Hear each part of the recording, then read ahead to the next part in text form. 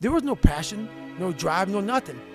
But I had this fire that I'm gonna be somebody. I believe in myself. People call it arrogant, I call it confidence. Ignorant people call it arrogant, intelligent people call it confidence. If you ask most people what their number one fear is, what do you think it is? Most people's number one fear is public humiliation. I believe so much in myself and I have a bulletproof mind, and when I go out there, I know what I'm able to do, and I do it good. I don't give a anymore. I'm not afraid of it because I've had plenty. And now it's just time for me to say I'm tough, because what does not kill you makes you stronger. My mind is absolutely bulletproof, solid as a rock. The situation will define you as a person as well as you will define the situation. And you learn more about yourself in adversity than you'll ever learn in success. Your mind has to be stronger than your feelings. Your mind has to be stronger than your feelings. Think about every poor decision you've made in your life. Gosh. There was more emotion that was involved in it than there was mind. Every single one of them. Think about it. Really was. Your feelings keep you in bed. Your mind tells you, get up. I'm unbeatable. I can't be beat. It's impossible. You condemn me. You can damage me. You're never ever gonna beat me. First, you don't start things and not finish them. You don't quit. There's nothing that comes out of quitting besides knowing that you didn't finish. We finish everything. You start it, finish it. If you're gonna do it to try and be the best. Not be better than other people, be the best for you. It is hard. It's hard when you're young to wake up in the off season at 6 a.m. to go train and work out, knowing that all your friends are sleeping in and eating pancakes. It's hard when you're on your way to practice, weighed down with all your gear, and it's 90 degrees out and all the other kids are at the pool or at the beach, and your body is already completely exhausted from workouts in 2-a-days. It's hard to throw, catch, block, and tackle, and hit kids when they're way bigger and way more developed than you, only to go home that night bruised and battered and strained, but knowing you have to show up again the next day for just the chance to try again. But understand this, life is hard. No matter who you are, there are bumps and hits and bruises along the way. I had to stop giving a about people.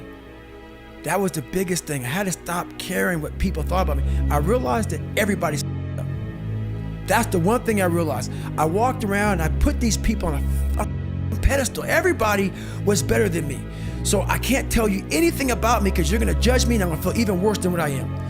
What I realized, once I calmed my mind down and sat back and looked at how jacked up this world is, once you realize that you are not alone, everybody that's talking to you about how jacked up you are, only thing they've done better than you is they've hidden their up world better than you have. You'll be less than, you'll be a loser if you don't. I can't leave the gym. You won. You won. When you walk out of here today, you know, you've won. Imagine walking out the door a loser. I'd rather die. I would rather die than be that loser guy. Think about that. Do you want to walk out that door a damn loser, or do you want to walk out the door a winner? That, you know, I'll fight to the death. And sometimes I actually went close to death. It sounds crazy, but you got to give it that much if you want results. Otherwise, you'll be like everybody else. The majority of the population, they think they're training hard. That was hard. What do you say to those viewers that don't pursue their dreams and are locked in their careers because they are too afraid to take risks and pursue something meaningful? Well, the first thing I would say is, well, you should be afraid of taking risks and pursuing something meaningful. But you should be more afraid of staying where you are if it's making you miserable.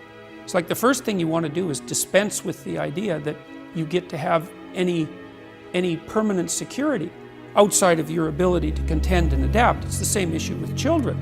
It's like you're paying a price by sitting there being miserable. And you might say, well, the devil I know is better than the one I don't. It's like, don't be so sure of that.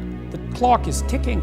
Yeah, and if you're miserable in your job now and you change nothing, in 5 years you'll be much more miserable and you'll be a lot older. On all those bad days and all those days you don't want to do You have to be your own motivator, your own coach, your own trainer, your own everything. So to do that, you have to come into work, and work is, whatever your work may be, ready to go.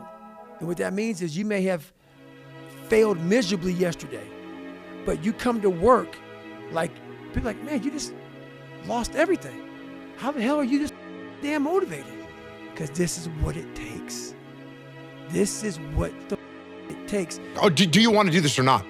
Which is what I think a lot of it boils down to. Do you actually want to do this or not? Do you actually want to do this or not? Because if you actually want to do it, what's going to stop you? Nothing. And if you don't really want to do it, what's going to stop you? Just about anything that comes up. Just about any obstacle that gets in your way becomes an excuse. It becomes a reason. It becomes a rationale for not proceeding down that path. And this is interesting too. When you talk to people that went to SEAL training that didn't make it, most of the time it's some reason. There's a medical reason. There's a family problem. There's very few people that look at you and say, oh, I quit because it sucked. Which is what, by the way, which is what happens to the vast majority of people. The vast majority of people that don't make it through SEAL training, and by this I mean 80, 90% of the people that don't make it through SEAL training, they didn't make it through because they quit. Don't half-ass it.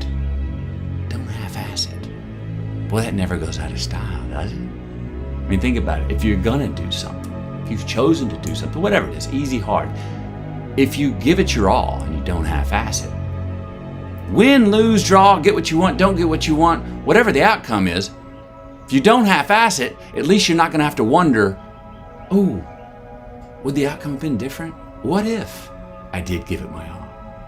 And boy, wondering that is what keeps us up at night. When you want to succeed as bad as you want to breathe, then you'll be successful. The differential of somebody winning and losing has nothing to do with their genetics, has nothing to do with their potential. It's their perseverance, always showing up. A person that's willing to gamble it. If you show up, then you have a chance. If you don't show up, the outcome's simple. Never there, like an audition. If you show up to the audition, there's a chance you might get the part. If you're too scared to show up and you sit back at home, wondering what if and everything else, no one in hell is gonna call you an opportunity because you weren't present. The winners always show up. They're willing to lose in order to gain. Big mental thing there, guys. This body, as great as you are, as sharp as you make the arsenal, it can't do anything if you don't have confidence in yourself. We all fall down in life. The question is, who gets back up? You go after and you give it all you have. If you lose, at least you tried, man. I failed. It's 10 times more of a man than someone said, what if? Because what if never went to the arena. When you guys find a fear, that fear will either create you or destroy you. I love fear. Passion is free. Nobody can charge you for passion. Nobody can tell you what passion looks like. Because that's all about you. Effort is isolated. The reason why effort is isolated, because nobody can dictate it. Effort is 100% in the mind.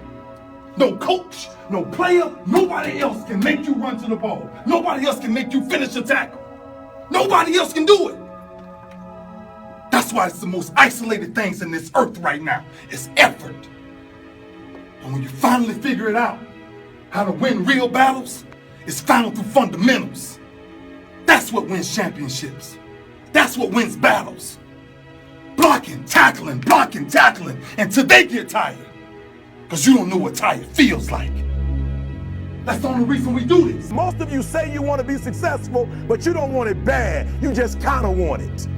You don't want it badder than you want to party. You don't want it as much as you want to be cool. Most of you don't want success as much as you want to sleep.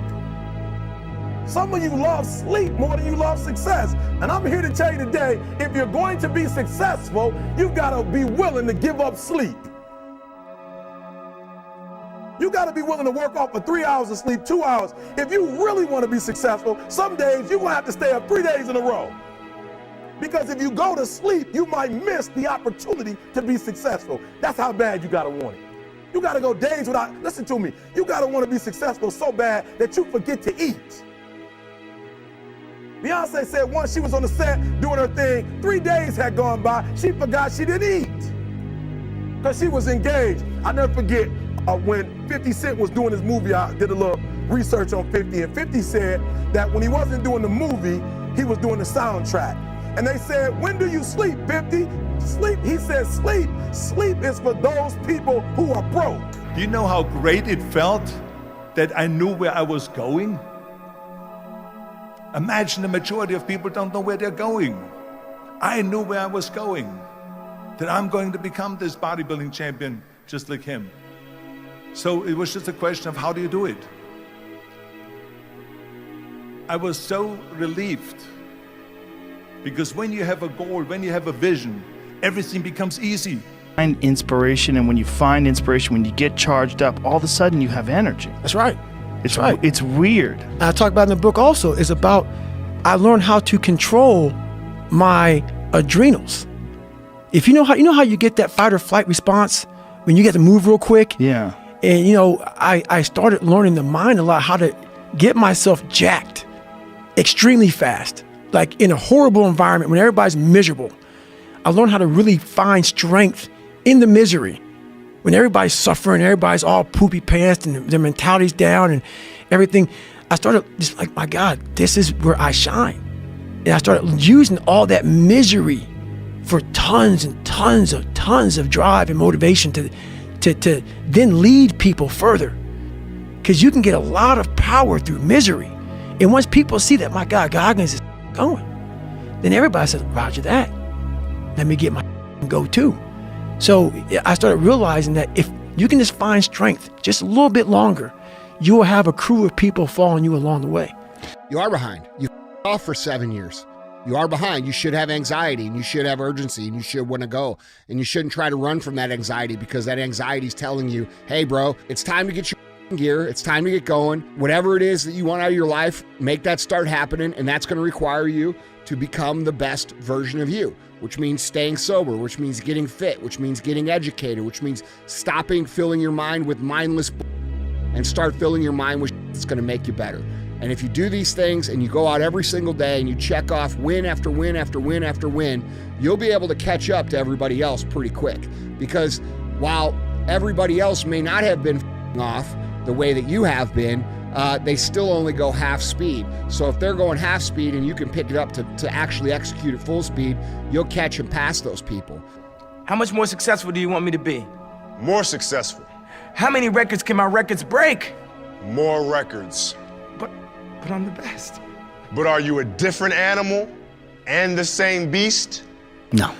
It's about the inspiring people and the influence and constantly giving back and moving forward in a positive way. And the only way you can do that is to stay active. It's the story, man. Yeah. You know, we're all writing a book. What's your book look like? What does your book look like? Like your life is a book. You got a bunch of chapters in your book, but when they close that book, how good was the book? How good was your book? What was the ending to your book? If the ending to my book can be so amazing because of all that was done, not the money, all that was accomplished, the first to do, the man that did this, he caused the merger between this. Because of his commitment and growth to this, the communities were then given this, made education this, changed the way the schooling was blah, blah, blah, gave books. First one, a friendly reminder that in 3 generations, everyone who knew us will be dead, including the people whose opinions stopped you from doing what you wanted all along. Imagine that someone you know achieves every dream and hits every goal they have. Years later, they get old and die.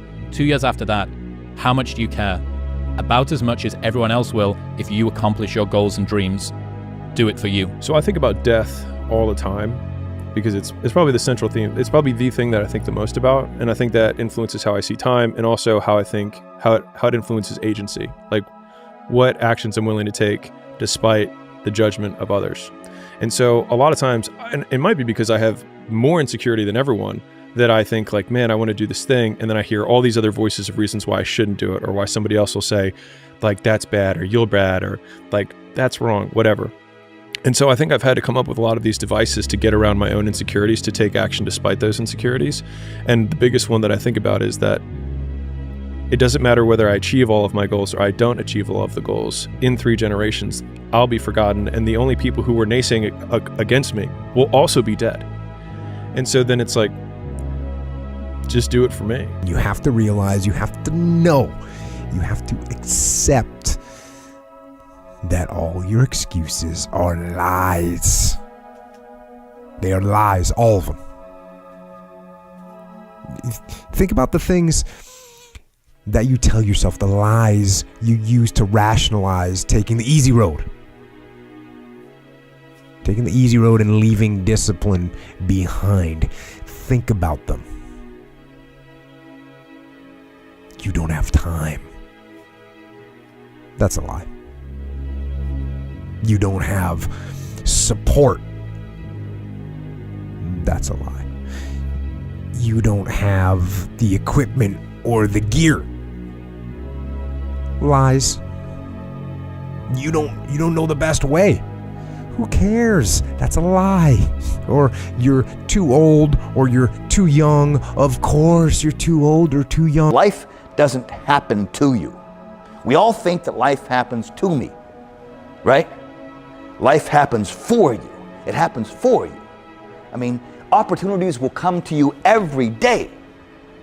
It's either for you, you can remain scared of the opportunities, or you can embrace them and take them. What I finally realized that, and I want to share this with you, if you give up on your dreams, what do you have left?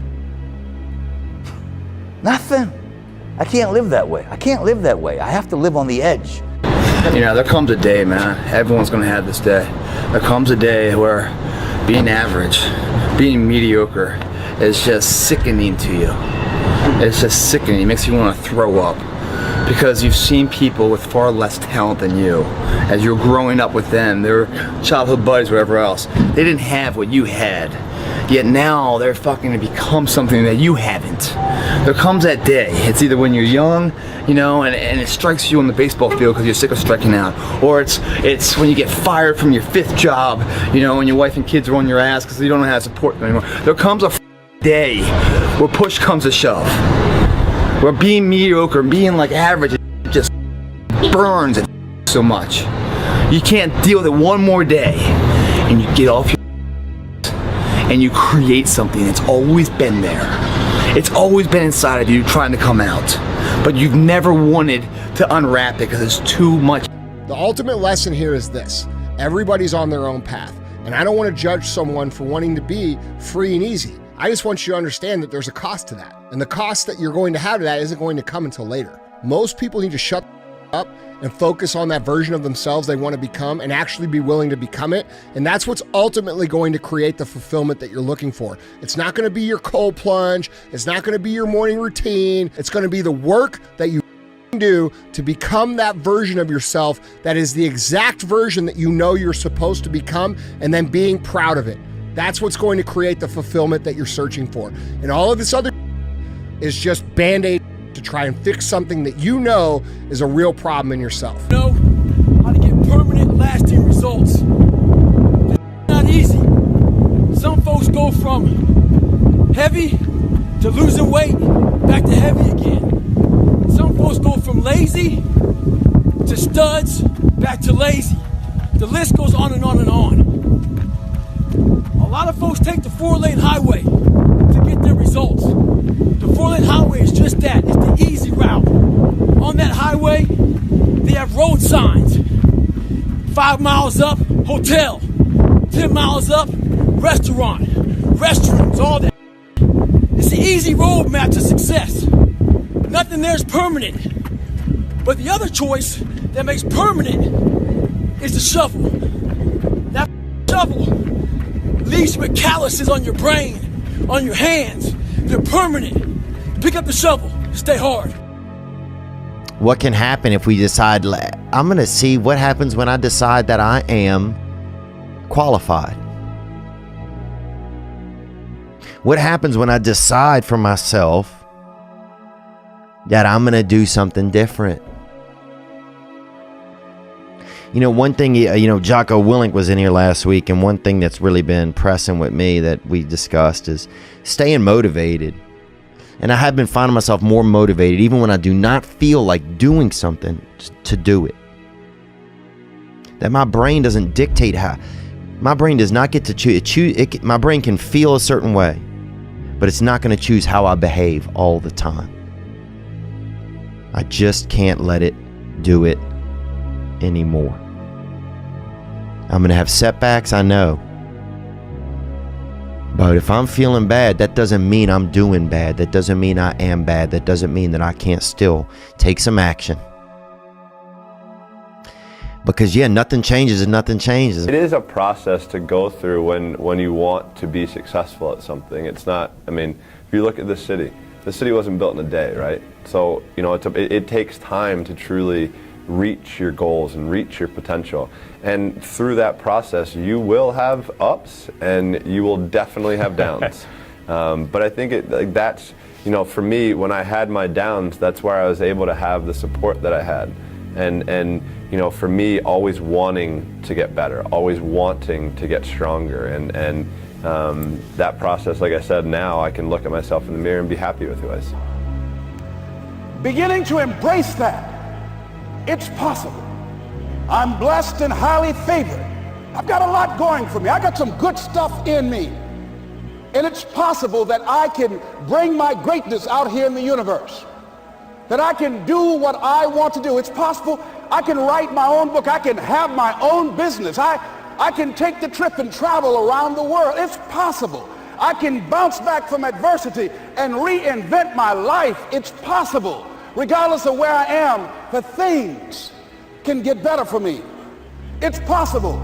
Well, it's that time of year again. We start to feel real happy. Why? Because we're not going to work. If you believe in Santa Claus and you celebrate Christmas, you're looking forward to Santa Claus coming down the chimney giving you some presents. It's a real good time of year. So in that good time of year, we start to feel real good about ourselves. So I start to feel great. So we start making promises to ourselves about, hey, I'm gonna lose some weight.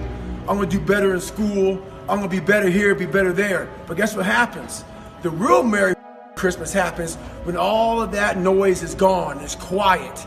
And it's you against you. And now all those endorphins are gone. And I promise you made about getting up early and getting after it to go lose weight, study harder, guess what? It's a lot harder now. That repetition becomes a lot harder now. So a lot of us can't do things on our own. So find somebody in your life. So when you throw that towel in, they throw that back at you and say you're not done yet. Stay true to yourself, stay hard. Is there advice you can give to people, to young kids that are living through a situation of any sort, a tough life? Find a thing you like. Try to find a thing that you really enjoy. Try to find a thing that you're passionate about. Like an activity. Yes. For me, early on, it was drawing. It was illustrations. It was comic books. I wanted to be a comic book illustrator. And then it went from comic book drawing and illustrations to martial arts. So, but it was just another thing that I was very, very passionate about. And that was my vehicle out of my dilemma. That was my vehicle out of my own anxiety and trauma and my own issues and insecurities. And find something. Find a thing that you genuinely enjoy, because getting good at things you genuinely enjoy is extremely beneficial for young people.